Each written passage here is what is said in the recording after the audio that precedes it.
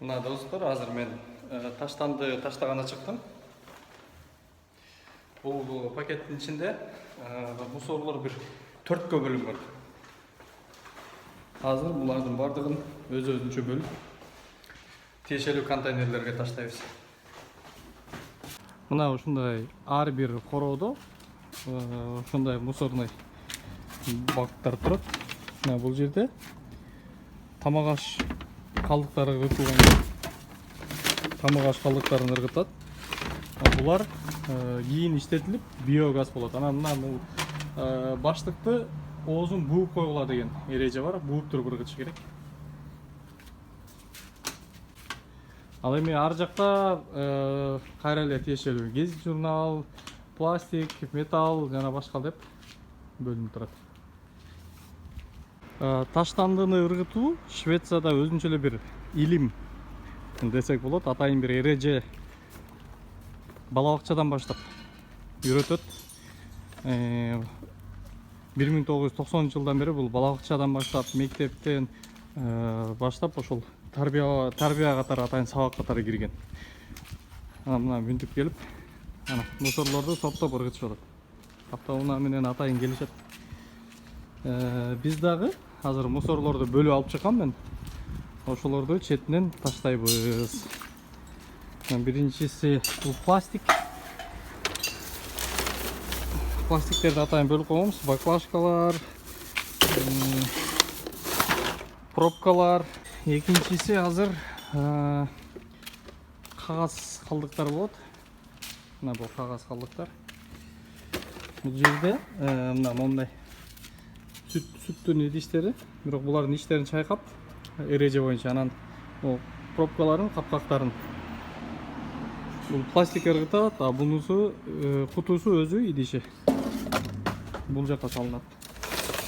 Бул деле мына кум шекер сахардын идиши. Бул дагы кагазга кетет. Кагазга кетет, каймак.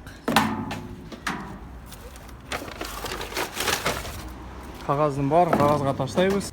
Кийинки гезит журналдарга келди. Мына бул гезит журналдарды ушул жерге ыргытабыз.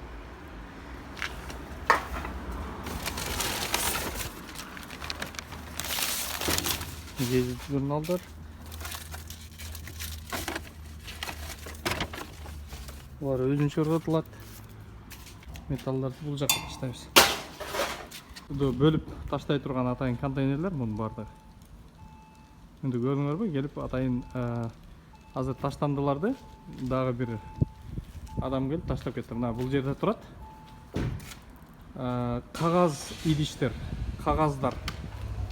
Мондай.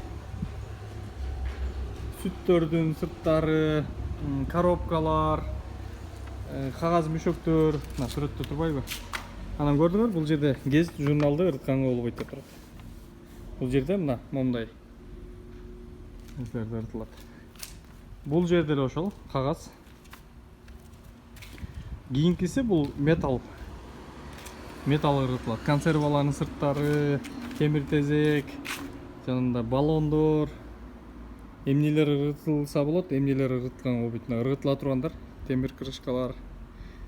Булар ырытылганга болбойт деп турат.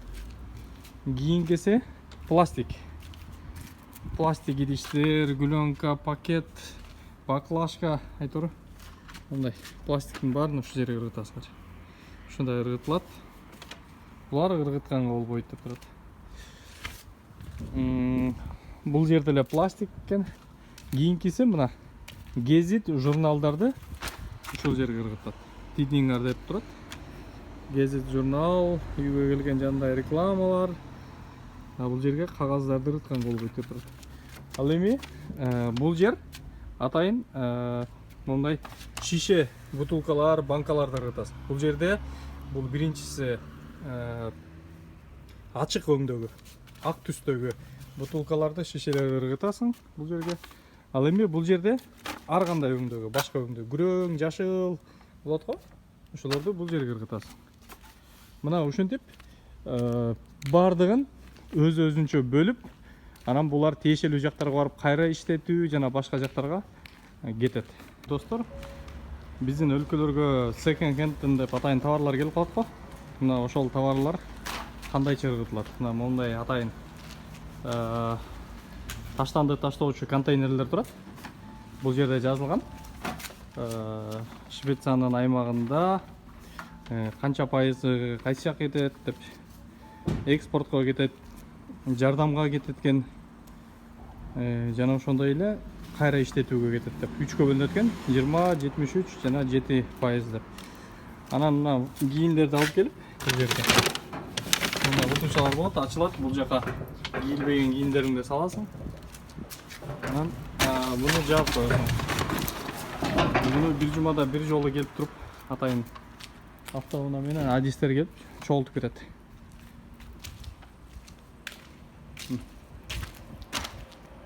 Бул жакта азыр жабык туруп, бирок бут кийимдер салына турган атайын контейнерлер бул. Реттерхус бул деген атайын мына бардык супермаркеттер, метролордун жанында ошондой реттерхус же болбосо ретур аппараттар болот. Бул деген бага кайра өткөрүү же болбосо кайра кайтарып берүү деген сыяктуу сөздү түшүндүрөт. Ошо кайра кайтарып берүү үйү деп койсок болот, которсок болот кыргызчага.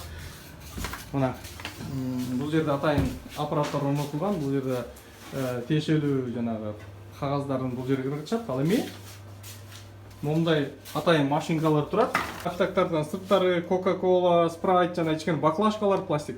Ошолордун баардыгын бул жерге өткөрүп, анан ал жерден тиешелүү квитанция аласың. Ал деген кайра магазинге алып барып продуктты сатып алганга болот. Мисалы, мына баштап кетти. Муну азыр бутылканы албай атат. Көрөлү кайра. Албай атат. Себеп дегенде, мына мондуп томбоюп калыптыр. Кийинкисин көрөлү. Мына монтип башталды. Бул жерге суммасы жазылып атат. 1 крон дейт. Ушундай 10 консерваны өткөрсөң, бул биздин түшүнүктүү болуш үчүн $1 болот. Мына 2 крон.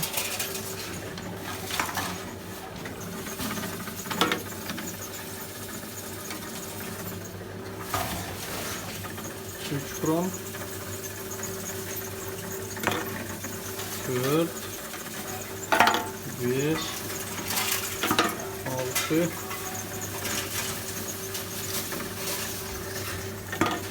7 krон болду. Эми көрдүңөр, бу жерден квитанция чыгыш керек. Мына квитанция чыкты. IKEA супермаркетинен болжолу менен $1 дайга мен бир нерсе сатып алсам болот.